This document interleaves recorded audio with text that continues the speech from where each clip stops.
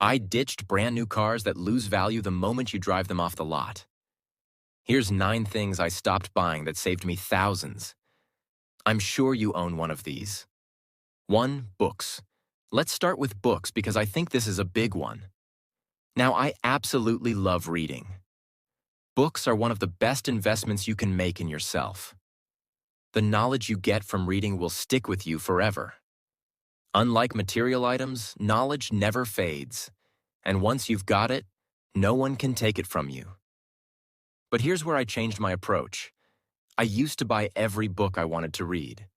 Eventually, I realized I was spending a small fortune, and not all of these books were ones I'd read more than once. Now, I keep a small, carefully curated collection of hard copies, only my absolute favorites.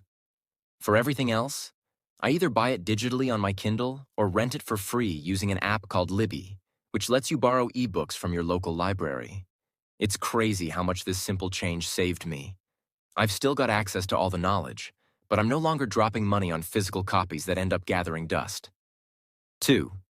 Brand new cars. Cars are one of the biggest money pits you can fall into, especially brand new cars. Here's why. As soon as you drive that shiny new car off the dealership lot, it loses about 10% of its value, and by year 3, it's lost around 60% of what you originally paid for it. It's essentially burning money for that new car smell. For me, the cost of buying new just wasn't worth it anymore. I realized that instead of putting that money into something that would depreciate, I could invest it and watch it grow over time. Later down the line, if I really wanted that dream car, I'd be in a much better position financially to buy it. And here's a personal story. I was once obsessed with the idea of having a brand new car, thinking it would make my life better or more impressive to others. But after crunching the numbers, it hit me. If I invested that money instead, I could potentially afford 2 cars in the future or something even more valuable. Thinking long-term is key. 3. Souvenirs. I absolutely love traveling. There's nothing better than exploring new places and experiencing different cultures. But one thing I've stopped doing is buying souvenirs from every trip. Here's why. First, they're usually overpriced, especially in tourist areas. Second, they end up just sitting around, adding to the clutter. I live in a small apartment, and I realized that those little trinkets from every city I visited were just taking up space without really adding value to my life. Instead of buying a physical souvenir, I've shifted to taking really great photos of my travels. After every vacation, I select my favorite pictures and create a physical photo book online using services like Shutterfly or Chatbooks. It's a fun project, and it brings back memories whenever I flip through the pages. Plus, these photo albums are more meaningful and don't clutter up my space like random souvenirs would. This way, I'm still capturing the essence of my travels, but I'm not spending extra money on items that just collect dust. 4.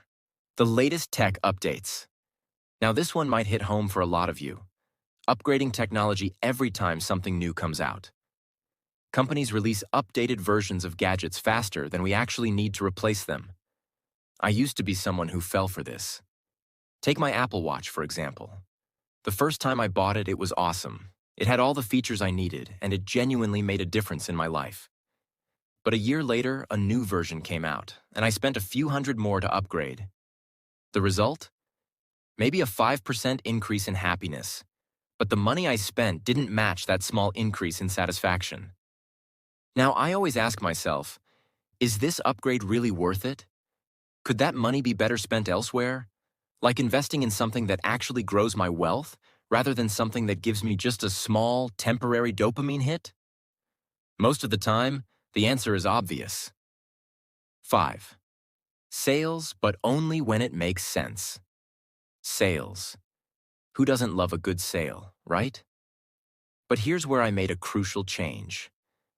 I no longer buy things just because they're on sale.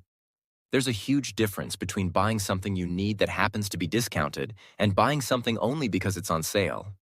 For example, if there's a jacket I was already planning to buy and I see it's been marked down from $160 to $100, I've genuinely saved $60. But if I'm buying it just because it's on sale, then I'm not saving. I'm actually out of pocket by $60. Retailers are smart. They use sales to lure us in, making us feel like we're getting a deal. But the real deal is resisting those impulse buys. Stick to what you actually need, and you'll save much more than any sale could offer. 6. Investing in things I don't understand. This was a big lesson for me. I stopped putting money into things I don't understand. In the past, I'd throw money into investments that sounded good on the surface without really researching them. Maybe I was following a trend or trusting a financial advisor without doing my own homework. Now I always make sure I fully understand where my money is going. Even if you have a financial advisor, remember, no one cares about your money more than you do. It's your job to know whether an investment aligns with your values, your goals, and your level of risk tolerance. This mindset shift has saved me from potential losses and has given me more control over my financial future. 7. Fast fashion. Let's talk about fast fashion. I used to shop at all the trendy, affordable brands, and while those prices might seem like a steal, the clothes are often low quality, fall apart quickly, and go out of style just as fast. Looking back, none of those fast fashion items are in my wardrobe today. I spent so much money on clothes I only wore a handful of times before they started fraying or became outdated. Now I focus on quality over quantity. I'd rather spend a little more on well-made items that last, feel good, and look timeless. Plus, with fewer clothes, I don't waste time each morning deciding what to wear. It's a win-win for my wallet and my mental space. 8. High-maintenance beauty treatments. I used to spend a lot on high-maintenance grooming habits, frequent trips to the barber, fancy hair products, and elaborate skincare routines. But I realized it wasn't just the money. It was also the time I was wasting. Think about it. A simple haircut can take over an hour, and in that time, I could be working on personal projects or enjoying time with friends. Now, instead of going to the barbershop every few weeks, I've learned to keep my hair shorter and easier to manage. I focus on quality, versatile products that serve multiple purposes rather than a whole shelf of specialized items. It's about maximizing my time and budget while still looking and feeling my best. 9. No unnecessary gifts. This might sound a bit unconventional, but hear me out. Around the holidays, we often feel pressured to give gifts to a long list of people, even when we don't really want to. The average American spends around $990 on Christmas gifts. That's a lot of money for things people might not even need. So this year, I'm focusing on more meaningful ways to show appreciation, like spending quality time together or giving thoughtful experiences instead of material gifts.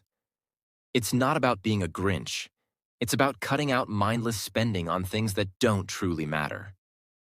Another important tip is to learn how to build and manage your emergency fund so that you don't fall into needing to borrow money, which I gratefully escaped from. But I'll tell you the whole story in the next video. I'll see you there.